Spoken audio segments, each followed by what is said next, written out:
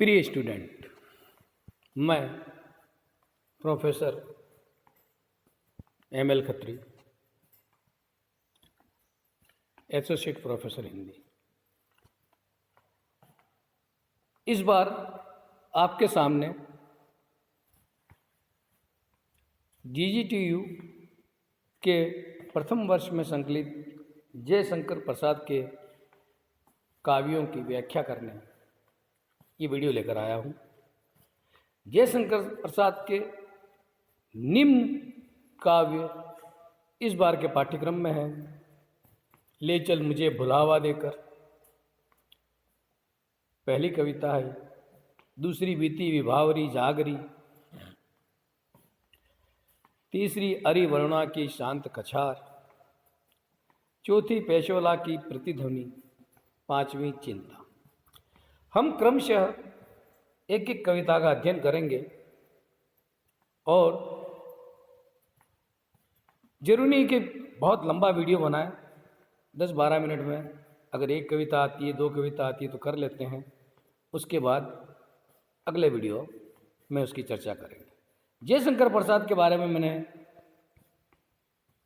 Zoom classes में कहा था कि ये छायावाद के प्रवर्तक माने जाते हैं और छायावाद का आरंभ इन्हीं की कविताओं में मिलता है। उसके आसपास वैसी कविता लिखी जाती रही हो, पर प्रवर्तक का श्रेय इन्हीं दिया गया है हिंदी साहित्य के आलोचकों द्वारा। इनका जो पहला काव्य हम पढ़ रहे हैं, ये काव्य ले चल मुझे भुलावा देकर अपने एक नाविक की कल्पना की है। संसार रूपी सागर है और कोई अज्ञात नाविक है जो इस संसार रूपी सागर में हमारी जीवन नौका को खे रहा है, मतलब चला रहा है। तो वही कवि यहाँ कहना चाहता है। इसमें 4 अंतरे हैं, चारों अंतरों में अलग अलग बिंब हैं। इसलिए कहीं रात है, कहीं शाम है, कहीं निर्जनता है और कहीं परिश्रम से थकावट है। ले चल वहाँ भुलावा देकर मेरे नाविक धीरे धीरे, हे मेरे नाविक माझी माझी, तू मुझे भुलावा देकर, मतलब सब कुछ भुलाकर उस जगह ले जा जिस जगह ये शोर शराबे भरी धरती नहीं हो, या इसको छोड़कर निर्जन सागर की लहरों पर अंबर के कानों में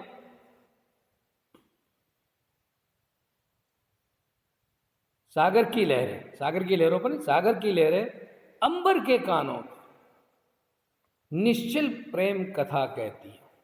निश्चल, छल रहित प्रेम की कथा कह रही हो, ऐसी जगह तू मुझे ले जा। अब इस बिंब में देखो कि एकांत में सागर की लहरें अंबर के कानों में निश्चल प्रेम कथा कहती हो, और जहाँ धरती दुनिया का संसार का शोर शराबा कोलाहल नहीं हो, ऐसी जगह मुझे तू ले जा। ये एक क्षितिज की बात की और सागर में तैरने की बात हो रही है। क्षितिज जहाँ धरती और आकाश के मिलने की काल्पनिक रेखा है, उसे क्षितिज कहा जाता है। तो वहाँ ऐसे प्रतीत होते हैं मानो समुद्र में देखो तो समुद्र और आकाश मिल रहे हों, धरती को देखो तो धरती और आकाश मिल रहे हैं। दूसरा बिंब जो इन्होंने लिया है यहाँ, जहाँ सांझ से जीवन छाया ढीली अपनी कोमल काया, नील नयन से ढुलकाती हो ताराओं की पांति घनी रे। अब दूसरे बिंब में कवि कह रहा है जीवन छाया, जीवन की उतरती अवस्था जो सांझ के समान है, सांझ भी दिन ढलने के बाद आती है, तो वैसे ही जीवन ढलने पर जो उतरती अवस्था आती है उसे जीवन छाया कहा है। दोनों में साम्य बिठाने का प्रयास किया है। ढीली अपनी कोमल काया, और उस अवस्था में शरीर की स्फूर्ति वैसे ही कम हो जाती है और थोड़ी शरीर में थकावट सी होती है। ऐसे समय में नीले नैन से ढुलकाती हो ताराओं की, नीले नैन से, नीले नैन आकाश को कहा, आकाश रूपी नैनों से ताराओं की पाती क्या हो, ढोल रही हो। यानी सांझ पड़ती है और धीरे धीरे तारे हमें दिखने लगते हैं।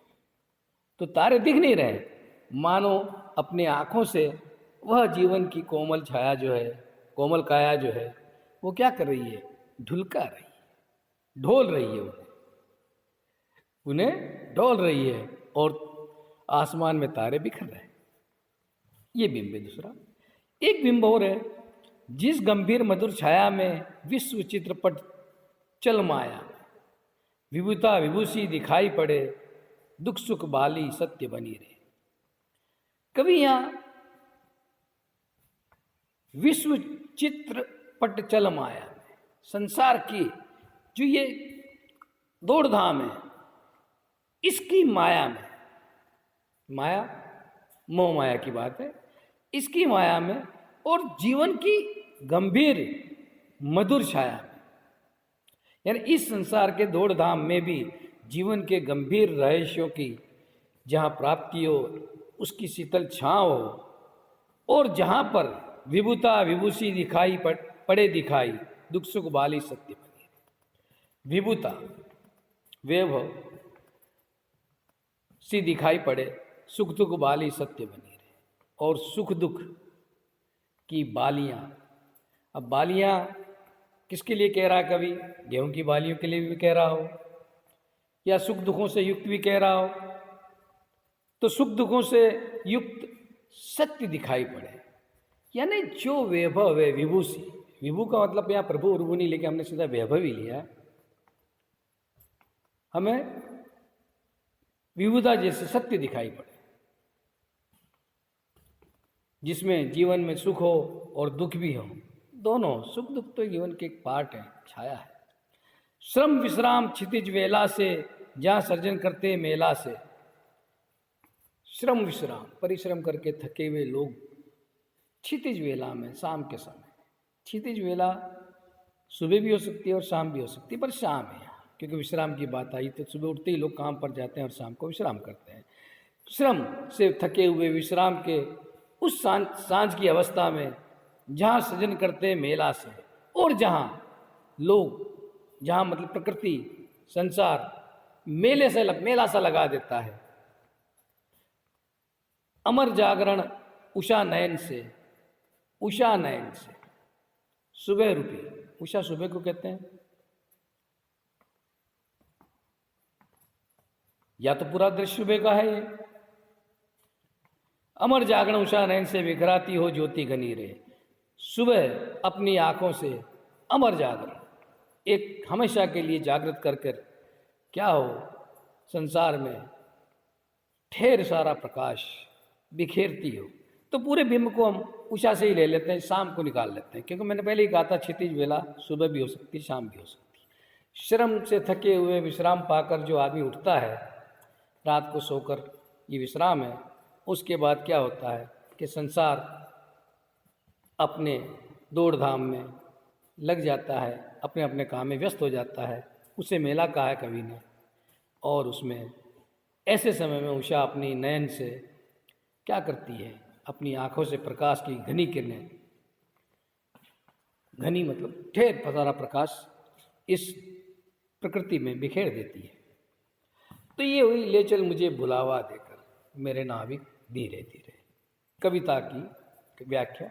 और इसमें कवि जहाँ एक और पलायन की बात है, शीर्षक से ही लगता है, लेकिन इसके विभिन्न अंतरों में कवि प्रकृति से जुड़ा रहना चाहता है और अमर जागरण की तरफ जाने की, अमर जागरण मतलब निरंतर कर्तव्य में लगे रहना, उसकी ओर भी जाने की बात करता है।